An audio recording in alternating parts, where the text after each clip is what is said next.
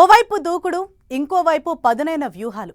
అటు పార్టీని, ఇటు ప్రభుత్వంలో అంతా సెట్రైట్ చేసే పనిలో ఉన్నారు సీఎం రేవంత్ రెడ్డి. ఇంకోవైపు పదవుల పంపకం షురూ చేశారు.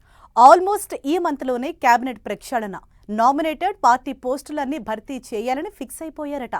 మరోవైపు అంతకు మించి అన్నట్లుగా పొలిటికల్ స్కెచ్లు వేస్తున్నారు.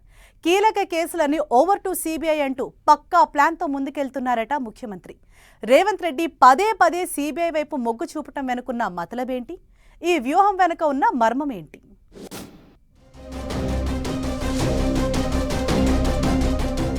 మొన్న కాళేశ్వరం, నిన్న విద్యుత్ కొనుగోళ్ల స్కామ్, కేసులన్నీ ఓవర్ టు సిబిఐ అంటున్న రేవంత్ సర్కార్. ఇప్పటికే కాళేశ్వరంపై సిబిఐ విచారణకు ప్రభుత్వం లేఖ, కరెంటు కొనుగోళ్లలో అక్రమాలంటూ సిబిఐ అస్త్రం, బీఆర్ఎస్ బీజేపీని కార్నర్ చేసేలా రేవంత్ సిబిఐ స్కెచ్. తెలంగాణలో ఎన్నికల వేడి రాజుకుంటోంది. ఇంకో 2 ఏళ్ల తర్వాత జరగబోయే ఎలక్షన్స్ కోసం ఇప్పటి నుంచే ఎత్తుకు పై ఎత్తులు వేస్తున్నాయి పార్టీలు. సీఎం రేవంత్ రెడ్డి అయితే బీఆర్ఎస్ బీజేపీ కంటే ఓ అడుగు ముందుకేసి నెక్స్ట్ లెవెల్ ప్లానింగ్స్ చేస్తున్నారట. రాజకీయ ప్రత్యర్థులైన బీఆర్ఎస్ బీజేపీ ఒక్కటే అని చెప్పేందుకు ఒక్క దెబ్బకు 2 పిట్టలు అనేలా పొలిటికల్ వెపన్స్ బయటకు తీస్తున్నారట. ఇప్పటికే కాళేశ్వరం ప్రాజెక్టుపై సిబిఐ విచారణ అంటూ లేఖ రాసి చర్చకు తెర లేపారు. తాము లేఖ రాసి నెలలు గడిచిపోతున్నా ఇప్పటి వరకు సిబిఐ నుంచి రెస్పాన్స్ లేదంటూ కేంద్రంలో అధికారంలో ఉన్న బీజేపీని బీఆర్ఎస్ తో కలుపుతూ విమర్శలు చేస్తున్నారు. లేటెస్ట్ గా తెలంగాణ సర్కార్ మరో సంచలన నిర్ణయం తీసుకుంది.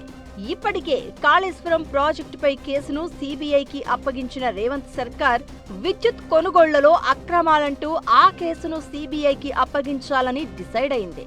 దీనిపై త్వరలో సిబిఐ డైరెక్టర్ను కలిసి విచారణ కోరేందుకు సర్కార్ సిద్ధమవుతూ ఉండడం తెలంగాణ పాలిటిక్స్ లో హాట్ టాపిక్ గా మారింది. కేసీఆర్ ప్రభుత్వ హయాంలో జరిగిన విద్యుత్ కొనుగోళ్లలో భారీగా అవకతవకలు జరిగాయని ఆరోపిస్తోంది రేవంత్ సర్కార్. గతంలోనే జస్టిస్ ఎల్ నరసింహారెడ్డి ఆధ్వర్యంలో కమిషన్ వేసింది. అయితే విచారణ సమయంలో కమిషన్ చైర్మన్ నిబంధనలకు విరుద్ధంగా పక్షపాతంతో వ్యవహరిస్తున్నారని బీఆర్ఎస్ నేతలు కోర్టుకు వెళ్లడంతో ఆయనను తప్పించి జస్టిస్ లోకూర్ నేతృత్వంలో విచారణను పూర్తి చేసింది ప్రభుత్వం. ఇక ఇప్పుడు జస్టిస్ లోకూర్ ఇచ్చిన రిపోర్ట్ ఆధారంగా సిబిఐ విచారణ కోరాలని సీఎం రేవంత్ రెడ్డి డెసిషన్ తీసుకోవడం పొలిటికల్ గా చర్చనీయాంశమవుతోంది. ఇప్పటికే రాష్ట్ర రాజకీయాల్లో ప్రకంపనలు రేపుతున్న కాళేశ్వరం కేసును కూడా సిబిఐకి అప్పగిస్తూ అసెంబ్లీ వేదికగా నిర్ణయాన్ని ప్రకటించింది ప్రభుత్వం. అంతేకాదు 2 సార్లు కేంద్రానికి లేఖ కూడా రాసింది రేవంత్ సర్కార్. కాళేశ్వరంపై సిబిఐ విచారణ కోరి 10 నెలలు గడుస్తోంది. అయినా కేంద్ర ప్రభుత్వం నుంచి కనీస స్పందన లేదంటోంది రాష్ట్ర ప్రభుత్వం. అయినప్పటికీ విద్యుత్ కుంభకోణంపై రేవంత్ మళ్లీ సిబిఐనే ఎంచుకోవడం వెనుక ప్రత్యేక వ్యూహం ఉందన్న గుసగుసలు వినిపిస్తున్నాయి.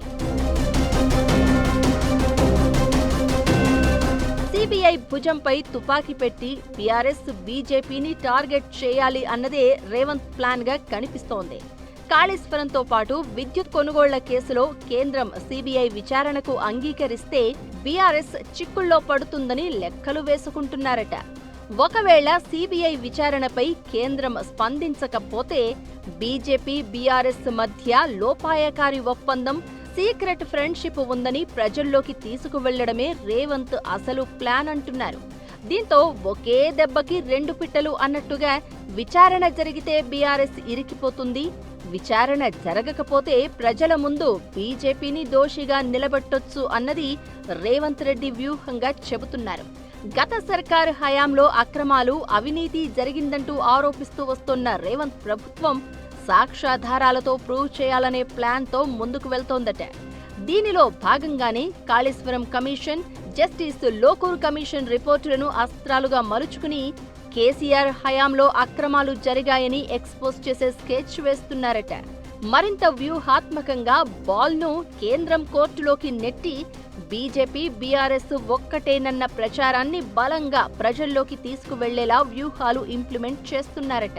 కాళేశ్వరం కరెంటు కొనుగోళ్లపై సిబిఐ విచారణ జరుగుతుందో లేక పొలిటికల్ హాట్ టాపిక్ గానే కొనసాగుతుందో వేచి చూడాలి మరి.